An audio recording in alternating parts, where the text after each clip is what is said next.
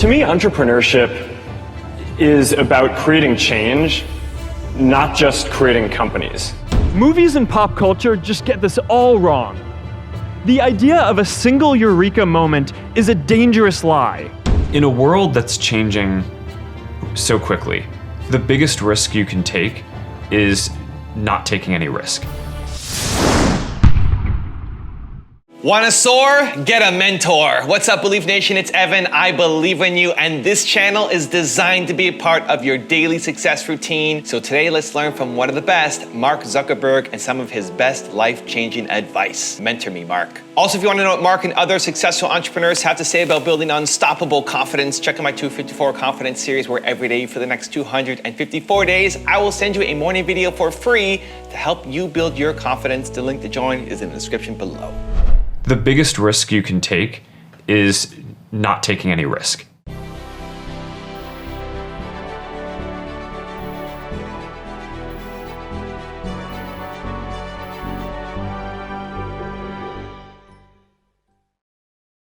Okay, let's kick it off with rule number one, make mistakes.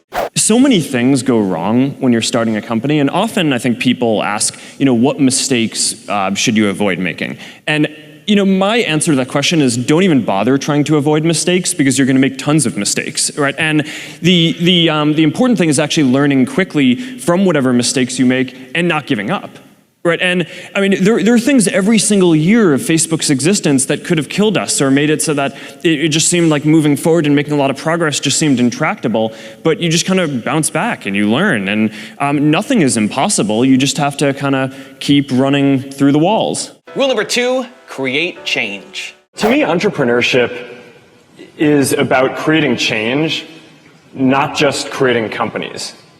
And the most effective entrepreneurs who I've met care deeply about some mission and some change that they're trying to create, and often they don't even start because they're trying to create a company, right? And that's how I think about my connection to all of us here is, when I was getting started, I care deeply about giving everyone a voice, right? And giving people the tools to share everything that they cared about, and bringing a community together. And it started small in one university, and I didn't think it was going to be a company at the time.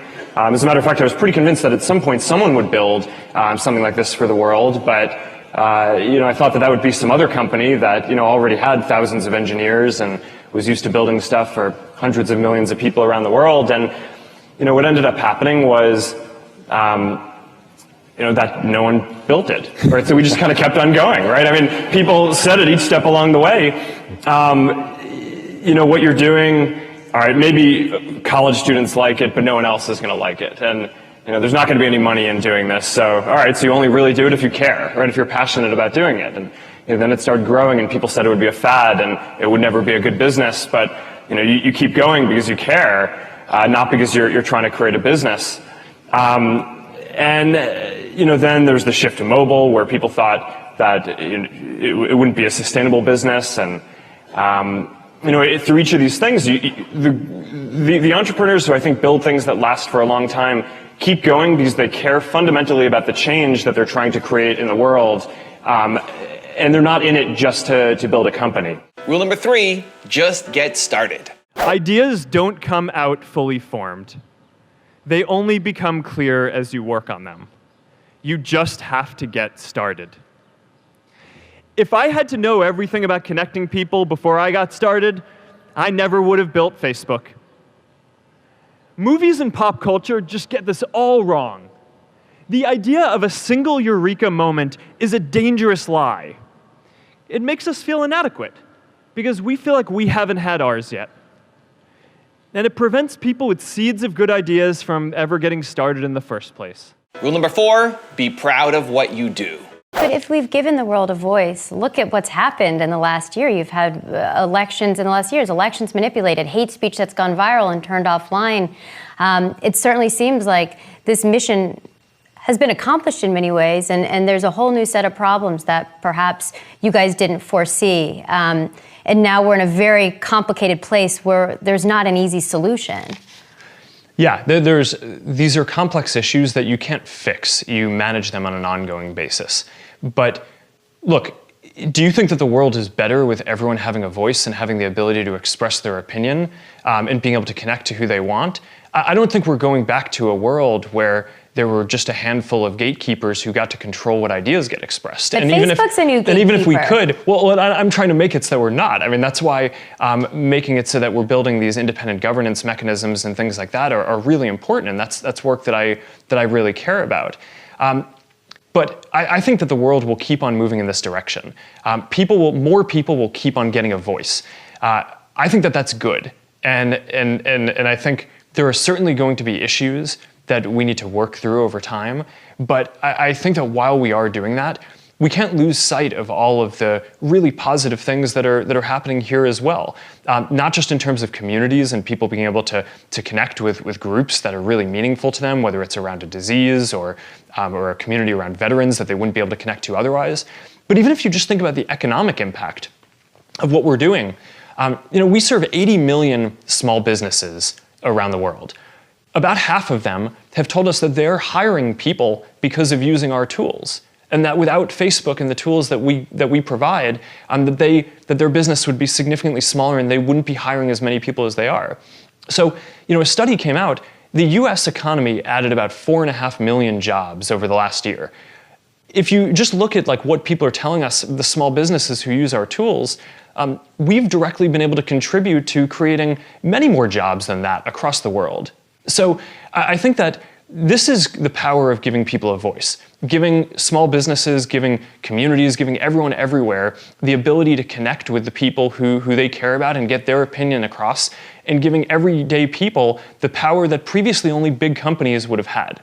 So that's it. The world is going to go more in that direction, and I think by and large that's a good thing. So I'm really proud of the work that we're doing on this, and there are big issues, and I'm not trying to say that there aren't that we need to work through, but I do think that sometimes you can get the flavor from a lot of this, from some of the coverage that that's all there is, and I don't think that that's right either. We need to make sure that we address these questions. These are really big and important things for the future of our society and the future of the internet.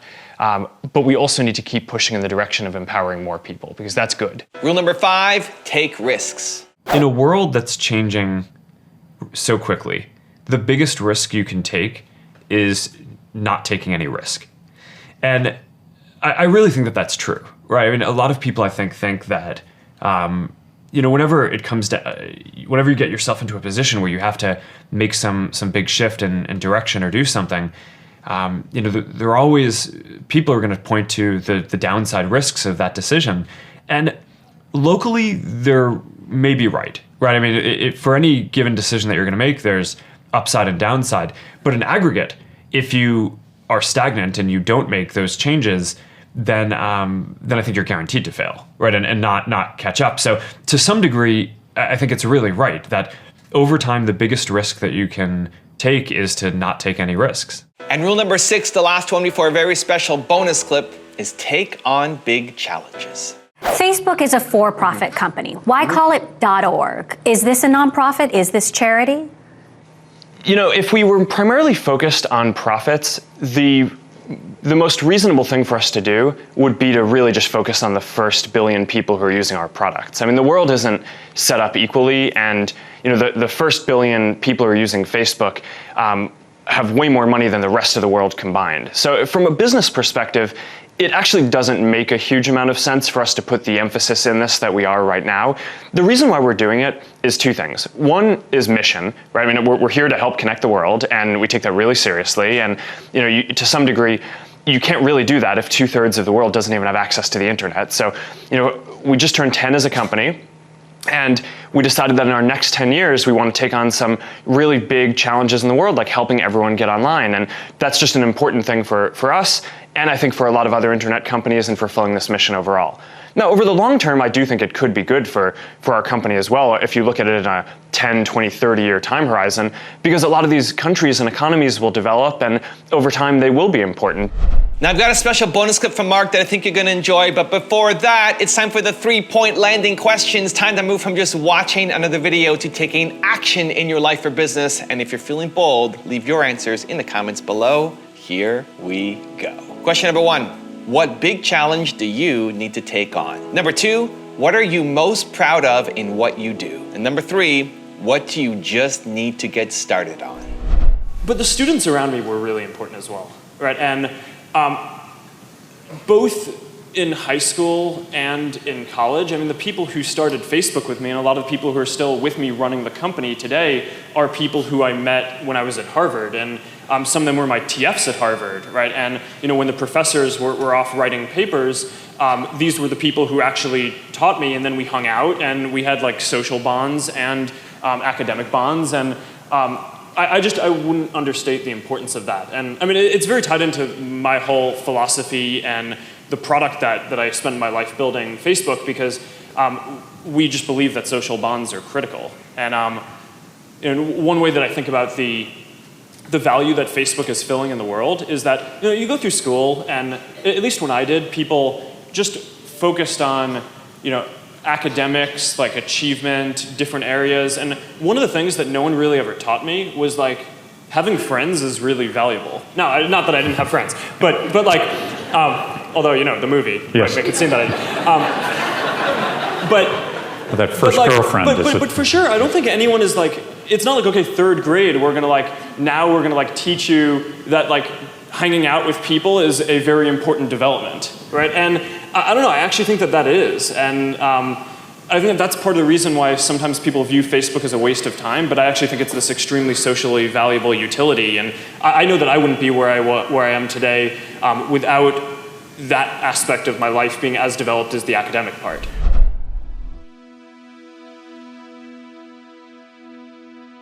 If you want to learn the story of Mark's Facebook success, check the video there right next to me. I think you'll enjoy it.